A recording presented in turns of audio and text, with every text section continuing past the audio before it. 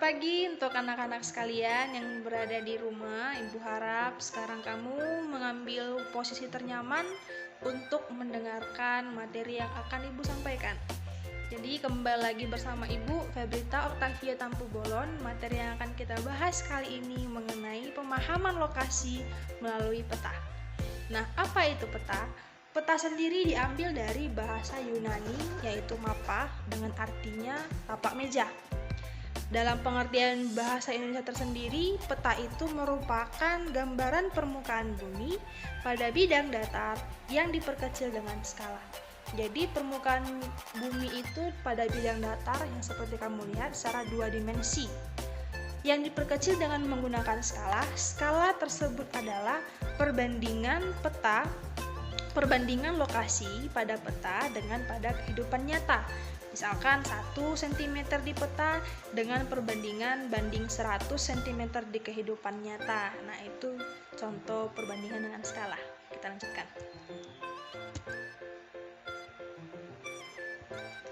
Lantas, apa fungsi dan tujuan untuk pembuatan peta? Jadi, tujuan pembuatan peta yaitu memberikan informasi mengenai suatu wilayah dan menggambarkan data mengenai suatu wilayah tersebut.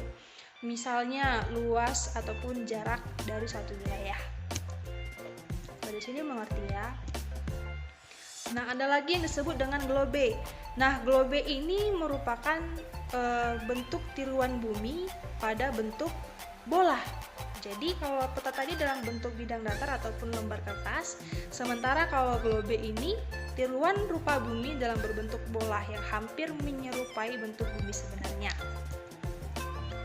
Nah, dalam mempelajari peta, maka kita akan mempelajari juga apa-apa saja unsur-unsur yang ada dalam peta. Yang pertama ada judul peta. Judul peta ini untuk menunjukkan nama peta ditulis dengan menggunakan huruf besar.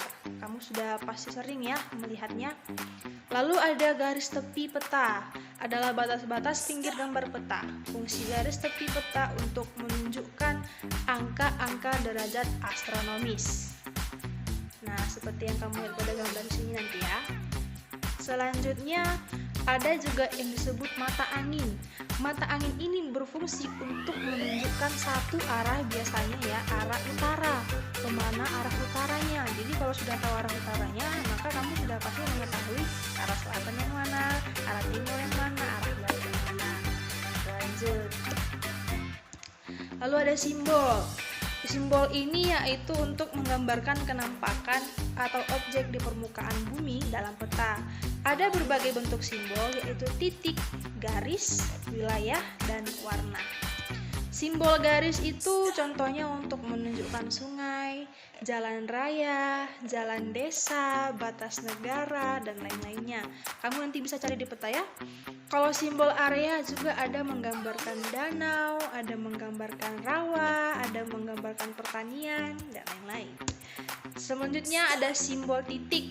Simbol titik ini untuk menunjukkan apakah di wilayah itu ibu kota, apakah di wilayah itu sebagai provinsi, pelabuhan, bandara, dan lain-lain. Nah, unsur yang selanjutnya ada garis astronomis. Garis astronomis menunjukkan posisi absolut pada suatu wilayah. Yang ketujuh, sumber dan tahun pembuatan. Ini dimaksudkan untuk menunjukkan kepada pembaca peta bahwa peta itu dibuat pada tahun berapa. Jadi kemungkinan peta yang dibuat pada tahun 1990 pasti akan berbeda kenampakannya pada peta yang dibuat pada tahun 2020 misalnya.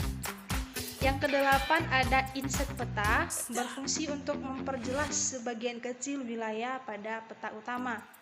Yang kesembilan lettering ataupun aturan penulisan pada objek geografi.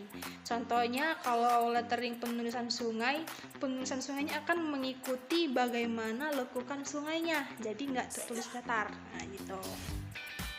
Oke, kita lanjut. mengenai jenis peta berdasarkan skala ya. Seperti yang kamu lihat, yang Ibu tampilkan nanti ini, ada 5 jenis peta berdasarkan skala. Yang pertama ada kadaster, ada peta skala besar, ada peta skala sedang, ada peta skala kecil, ada skala geografis. Nah, kalau kamu lihat ya, kadaster itu biasanya digunakan untuk denah ataupun contohnya di undangan-undangan. Nah, gitu. Contoh peta skala besar ini 1:5.000 sampai 1:250.000 ya. Ingat, 1:100.000 itu adalah 1 cm di peta dengan 100.000 cm itu sama dengan 1 km di jarak sebenarnya. Jadi ini kira-kira 1:2,5 km kalau peta skala besar. Nah, tapi kalau kamu lihat nih ya, contohnya skala geografis 1:1 juta, atau kita lihat ke contoh peta skala kecil, ini ada 1:1 juta nih ya. Kenapa dikatakan skala kecil, Bu? Sementara penyebut skalanya besar gitu kan, lumayan tinggi 1 juta. Kenapa dikatakan peta skala kecil? Kenapa dikatakan seperti demikian? Karena kalau dalam peta skala kecil itu dia tidak terlalu detail gambarnya ataupun hanya tampak kecil. Sementara kalau peta skala besar, padahal penyebut skalanya kecil, ya kan? Dalam peta skala besar itu lokasi wilayah lebih mendetail ataupun lebih jelas kita lihat, lebih seperti nampak dari atas. Nah, seperti itu. Sampai di sini mengerti ya. Jadi jenis peta berdasarkan skala ini harap kamu catat nanti di catatannya. Selanjutnya kita bahas jenis peta berdasarkan tampilan. Di sini Ibu tampilkan ada beberapa, yaitu peta umum, ada peta dunia, ada peta topografi, dan ada peta tematik. Kalau peta umum ini seperti biasanya kamu jumpai di buku-buku atlas ya. Ingat, atlas itu adalah kumpulan berbagai macam peta yang dibukukan. Lalu ada peta dunia, keterangannya di sini memberikan informasi bentuk wilayah dunia. Ada peta topografi, menggunakan garis kontur atau ketinggian tempat. Jadi, gambar garis-garis yang ada di peta kontur itu menunjukkan pada wilayah itu adalah ketinggian sekian meter. Pada wilayah di sini ketinggiannya turun sekian meter. Jadi konturnya itu berfungsi untuk menunjukkan bahwa di lokasi itu berapa ketinggian dari permukaan laut. Yang terakhir ada peta tematik. Peta tematik ini menggambarkan permukaan bumi berdasarkan tema ataupun judul tertentu. Jadi contohnya peta potensi ikan di perairan Indonesia.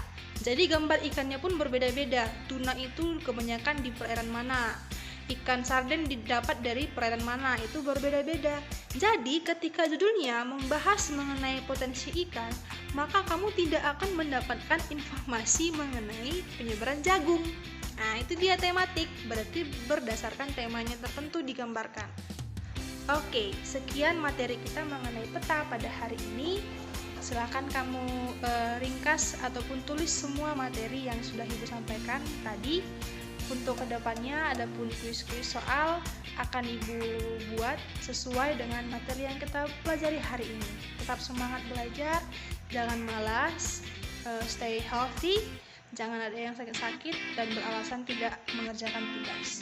Demikian Ibu sampaikan.